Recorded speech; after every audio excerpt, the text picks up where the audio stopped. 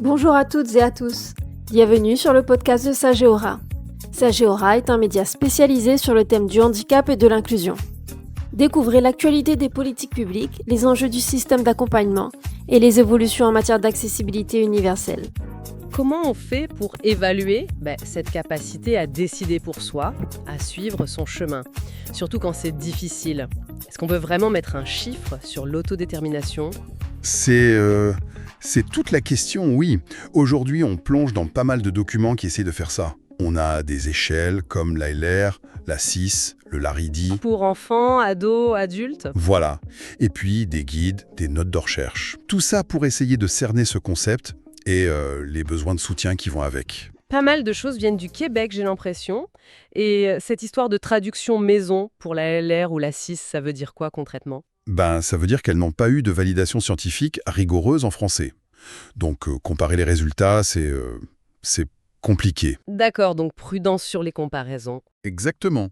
Mais notre but, c'est de voir comment ces outils, même avec ses limites, aident à évaluer et surtout à encourager cette autodétermination et le bon niveau de soutien, surtout pour les personnes en situation de handicap. Ok, très clair. Alors, l'autodétermination, si on devait dire ça simplement. Le modèle de Wehmeyer, qui revient souvent, dit que c'est être l'acteur principal de sa vie, faire ses choix pour soi, sans pression extérieure excessive. Ses propres choix. Voilà, basé sur ce qu'on aime, ce qui est important pour soi. Et il y a plusieurs facettes, c'est ça? Autonomie, autorégulation. Oui, et aussi ce qu'on appelle l'empowerment psychologique. C'est le sentiment de contrôle, d'être capable et l'autoréalisation. Agir en accord avec qui on est. C'est pas tout à fait pareil que l'empowerment comme action, alors. Non, l'empowerment comme action, c'est plus les démarches pour augmenter ce contrôle. L'autre, c'est le sentiment intérieur. Intéressant. Et les échelles, comment elles mesurent ça? Le LARIDI, par exemple? Le LARIDI, il est fait pour les ados et les adultes, souvent avec des incapacités intellectuelles. Il regarde les forces, les limites sur ces 4 points. Autonomie, autorégulation, etc. Avec des questions, des mises en situation? Oui, des questions type échelle de Likert, d'accord, pas d'accord, et des scénarios. Par exemple, choisir un cours, comment on réagit face à un dilemme. J'ai vu un exemple, oui. Choisir entre le cours qu'on veut et celui que les parents préfèrent. La bonne réponse, c'est de négocier, en gros. C'est ça. Ou une affirmation comme « je persévère même si j'échoue ». Si on coche « oui », ça compte pour l'empowerment psychologique. C'est très concret.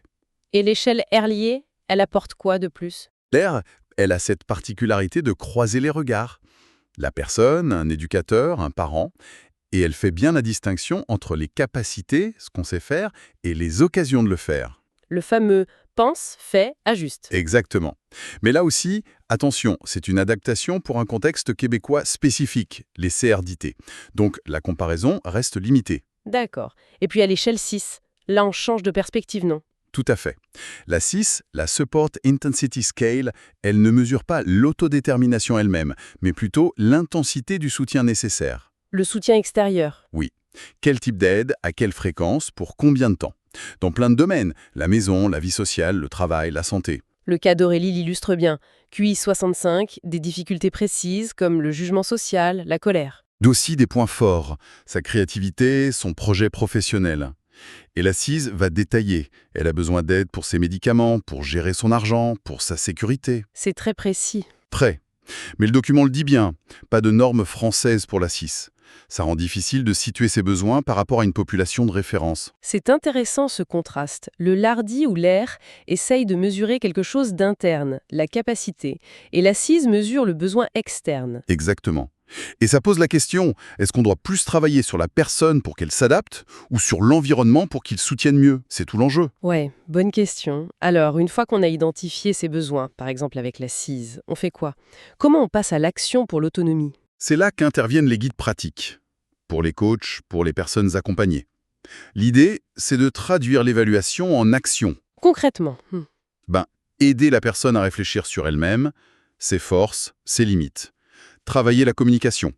Et surtout, planifier l'avenir, se fixer des objectifs clairs, réalistes, mesurables. Le document Falk, facile à lire et à comprendre, insiste beaucoup là-dessus aussi, sur la participation de la personne. Bah ouais, c'est crucial. Il parle des savoirs expérientiels. C'est reconnaître que la personne, par son vécu, a une expertise unique.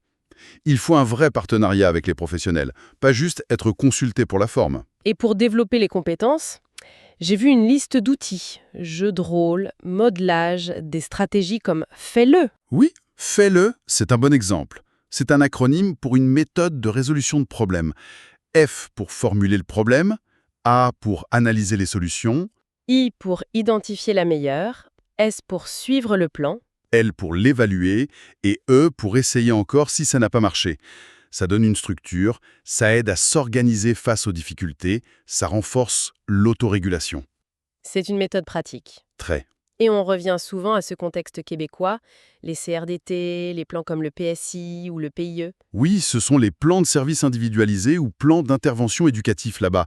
Et un des guides pour ados pointe un décalage parfois. Entre l'idéal et la réalité ? Exactement. L'idéal, c'est que la personne participe pleinement à l'élaboration de son plan, mais en pratique, elle est parfois peu impliquée, voire même pas présente aux réunions qui décident de son avenir. C'est un vrai défi sur le terrain. Donc, si on résume, on a des outils qui donnent un cadre qui aide à objectiver un peu l'autodétermination et les besoins de soutien, mieux qu'une simple impression. C'est ça structure la réflexion, l'évaluation, mais il faut garder en tête les limites, notamment des traductions, du contexte. Et cette tension entre autonomie et soutien, finalement, elle nous parle à tous, non ? Pour soi-même ou quand on aide quelqu'un. Trouver le bon équilibre. C'est un art délicat, oui. Toujours. Trouver le juste milieu entre aider et laisser faire, entre protéger et laisser prendre des risques. Tout à fait. Ce qui m'amène à une dernière pensée. Au-delà de toutes ces échelles, ces questionnaires détaillés, s'il y avait une seule question, toute simple, pour essayer de saisir le cœur de l'autodétermination chez quelqu'un, ce serait quoi ? Si le podcast vous a plu, abonnez-vous et partagez-le. Sur son site, Sagéora propose des contenus synthétiques gratuits pour mieux comprendre et accompagner. Vous pourrez retrouver le lien du site dans la description.